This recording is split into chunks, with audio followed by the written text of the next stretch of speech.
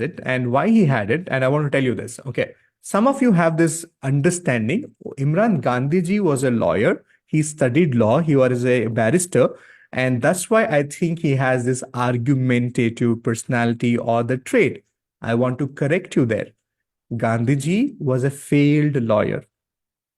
That means he was so bad as a lawyer that the first client he had to pay the fees back, like refund karna pada unko. He was so bad at arguing in the court. He was so bad in fighting the case. So, no, this is nothing to do with your profession. Like as teachers and trainers, we do talk a lot. So am I talkative as a person? No. If you meet me in person, I hardly speak. So the idea here is that don't look at, oh, Imran, it's a profession which is influencing. Yeah, it could be there, but your personality is different. So Gandhiji had this beautiful ability to argue. He was known for asking the tough questions. In the round table conference in the early 1930s, Gandhiji engaged in heated debates. In fact, he was produced in court of law many times when he was arrested, and the judge could have nothing to do but to release him. And he was and he was very clear about it. He never used an abusive language. He was never using anything else. He said what he had to say in the way it has to be. So, Imran, are you promoting this? No, what I'm showing you is as a personality, we have all these abilities. For some of you, it works. For some of us, it does not work. And you need to realize that this is where the maturity meets, education. So you choose what works for you. So not all strategies is for everybody. Similarly, not all diet plans is for everybody. Not every form of exercise is for everybody. You need to choose what works for you. You need to choose what works for you. Okay. So proceeding further, we have one more thing which I want to show you in Gandhiji's handwriting. And this time, this is the leadership style Gandhiji has. You know what? In the world, there are two styles of leadership. Everybody give me two. Okay. One style of leadership is you inspire people. You lead by example. And that's how you're a leader. The second type of a leader is you force upon your leadership on people. You threaten them, you corner them, you push them to perform. And you know what? Both the leaders create results, but the person who pushes, corners, gets the results, but people don't like him. How many of you have worked with a boss like that? Now, they are the technical names for both is called as dominant and domineering. So the leadership style of this is dominant. So what Gandhiji had was his leadership style was dominant. He led by example. In fact, the story goes that when he started the Dandi March, he never propagated. He did not say, okay, Indresh, Ankur, everybody come together tomorrow, 10 o'clock. This is the starting point. Bring this and we're going to get started from here and go there. No, he took his stick. He started walking. And the history says that he was walking so fast that people had to run to catch up with his speed. And that is a leadership style which is called as dominant. And opposite of that is domineering, where you push people, threaten people. It's like, Lalita, if you don't do this, you don't get promotion. Okay, next, appraisal, we'll have a conversation. Okay, maybe this is going to take a hit on your career. Maybe, thing. So can you see that people put pressure on you, threaten you? And for some of you, you think, okay, we work better under pressure.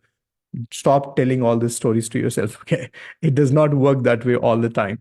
So how do you see this in handwriting? So ideally, when we ask you to write your T bar, we say the T bar should be on the top and balanced. Ideally, this is what I promote. But in Gandhiji's handwriting, you'll see the T bar is pointing to the baseline.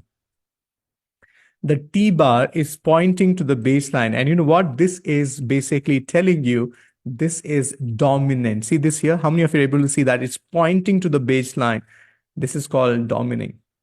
And his leadership style was lead by example. Inspired by example. And people who are dominant, they are naturally accepted as a leader. He does not even have to command it. Naturally, how many of you, okay, let me give you a simple example. I don't even have to talk about leadership, corporate world and everything. So let me give you an example. Everybody, are you with me? Just raise your hand and say, yes, Imran, I'm with you.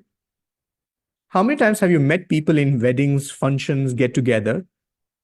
The person enters and naturally he takes over the leadership role. He says, Chalo khana kha ke, come, let's have dinner. And everybody goes, come, let's meet the groom. And everybody naturally starts following him. How many times have you felt that the way the person operates, eventually everybody subconsciously starts accepting him as a leader because there's something about him, the way he talks to people, maybe the way he engages with people, the way he relates to people, thing like that. How many of you are able to relate to this? Type in me on the chat box. Like, you, that person enters the party, he takes control. He tells like, chalo jate hain. Abhi bahut ho gaya. Like, everybody leaves. The moment he says, chalo jate hain, everybody leaves. How many of you want to develop a leadership quality like that? Yeah. How many of you want to have a personality where you are, vibrating at that level where people connect with you? Okay. It's possible. It's possible. All that you have to do is identify certain things in your handwriting, change that. That's why this is where handwriting analysis works on reprogramming your mind on a subconscious level. You know why? Because you are constantly speaking to people without you speaking. Are you with me? People take less than 7 seconds to evaluate who you are as a person because our antennas are constantly checking what's your frequency. If it is high, I connect with you. If it is low, I disconnect from you. So our antennas are constantly working, constantly working. So you need to up your game by learning all these modalities and all the processes and systems. I can go on and on. I tell you so many things about Gandhiji and his handwriting and how all the things are coming together. But I want to tell you something more interesting about Gandhiji's handwriting. You know what? Gandhiji was a ambidextrous person. नहीं, उनको कोई बीमारी नहीं थी. This is called ambidextrous. How many of you know what you mean by ambidextrous? Give me some example.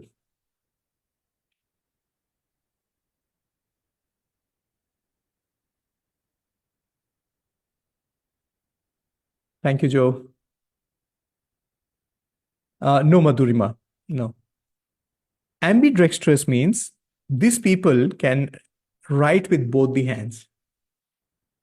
Yeah, Gandhiji had this ability of writing with both the hands. And look at this. Gandhiji was known to write letters with both his right and left hand.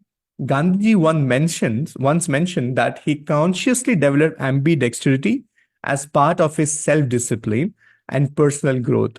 He believed in training the mind and the body to become more flexible and resilient. He trained his non-dominant hand to write in response to his desire to strengthen his control over his own body to make better use of it. And you know what? You'll be surprised. Look at these are the two handwritings written with two different hands. One with the left hand, and the other one with the right hand. And if you're a handwriting analyst, if you have been trained by me, and if you understand this science, you'll see something very interesting. Even though the handwriting looks different in terms of the size, in terms of the overall looking, but if you understand something which I teach you called as strokes, STROK, how many of you are able to see the similarities of the strokes? Look at the T bar on the top. Look at his E's. Look at the I dots. Can you see that there are similarities you can identify? If you're able to see that, type in yes on the chat box. Can you see that? Handwriting analysis, because the powerhouse is the brain, and no matter handwriting is falling down because normally left-handers actually do that way, but this is how it shows up. And by the way, can you name people in the world who are ambidextrous? Do you know that there are certain people who are ambidextrous? Who are they? Yes, Dr. Yogita, Amitabh Bachchan is ambidextrous. Who is ambidextrous? Sachin Tendulkar is ambidextrous. How many of you remember Sachin actually bats with one hand and bowls with the another hand? So these are the people who are ambidextrous. Okay. And I want to tell you this. How many of you have this process of I'm a right-hander, I'm a left-hander? Do you know there's a technical name for right-handers? Write down. People who write with right hand are called as dextral.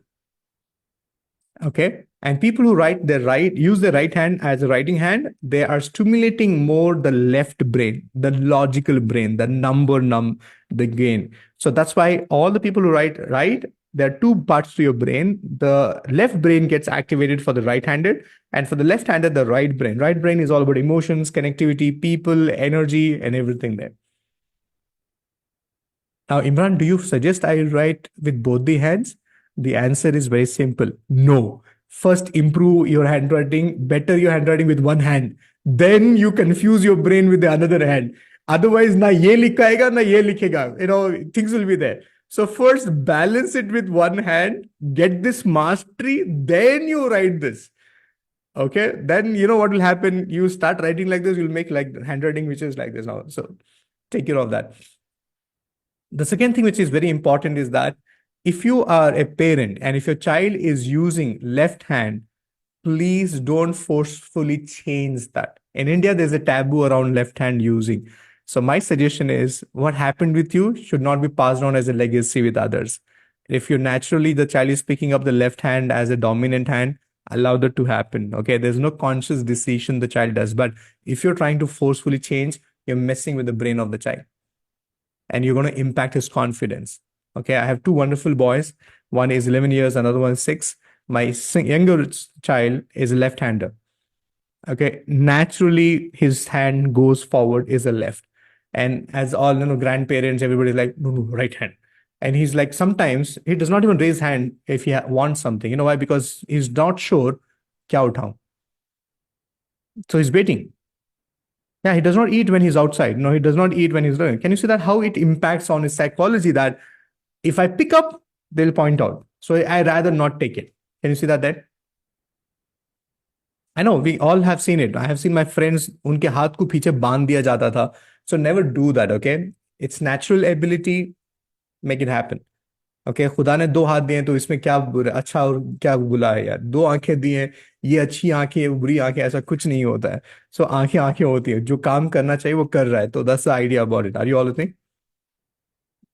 Thank you. So this is what we do as a handwriting analyst. Our job is what is that which I can learn from people. I will look for reasons to learn from people, and best way to validate is to analyze their handwriting. And I see that many of them who have done my program, they use their handwriting to analyze their father's handwriting, who is no more. And some of the people who inspired them, who follow them, and you want to look into their handwriting and connect with them on a personal level. So I shared 5 things about Gandhiji's handwriting. What is the first one I shared? I said Gandhiji had analytical thinking. He has high self-esteem, determination, argumentative, and dominant. What are you taking back from today's learning? What are you taking back from today's learning? So out of these 5 things, which is what is going to be your way of operating? What is that which you want to develop in your handwriting? Come on, everybody. Lead from example. Shalini says, Imran, I want to be a natural leader. Okay, I like that. Yeah, T-Bar, Priyanka, Dr. Yogita, Madhurima, Prabjot, Indresh, Veena. So everybody's talking about self-esteem. You know what? If you ask me, I will choose self-esteem because that is where everything is. All you have to do is put your T-bar on the top. Okay, Savita says dominant. Sulbi says determination. I like that. Megha says high self-esteem. Priyanka Yadav says high self-esteem. Dr. Srinivas says determination. You choose what works for you. So the idea about today's session was that, we call this as write like a genius. So there are people who write certain ways. So this is basically an NLP language. I'm sure Mideshji has talked about it. And if not, attend the NLP program. We talk about modeling. And this is what we're doing. We're using handwriting analysis to create modeling and create new patterns and influence our subconscious mind and follow the leader.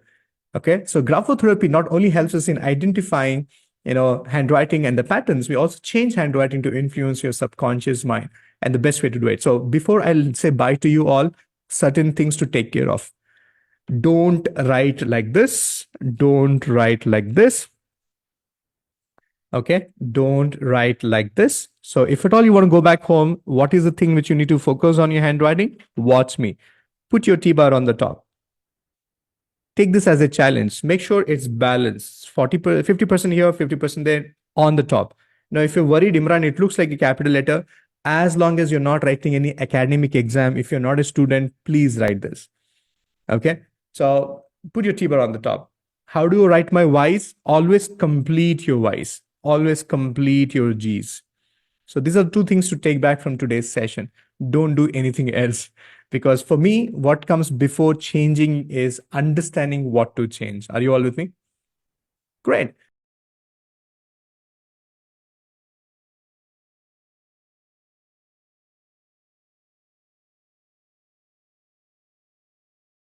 So if you want to learn more and keep exploring the possibility of you being a handwriting analyst, there's a webinar which is happening tomorrow.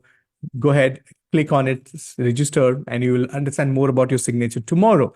And if not, keep coming back on every Wednesday. I look forward to see how much I can add value to you, and you get a little bit insight into your subconscious mind using the power of handwriting. And you know what? In the coming days, I'm looking for more and more people who can join my community and take this work forward. In fact, I have a very beautiful program which is called as Master Practitioner of Graphology, where you understand and master everything about handwriting, handwriting analysis, handwriting development for kids, and health in handwriting, and all this and many more things. So next Wednesday, don't miss. I'll be looking forward to share more with you, and also an opportunity to you becoming a master practitioner of graphology.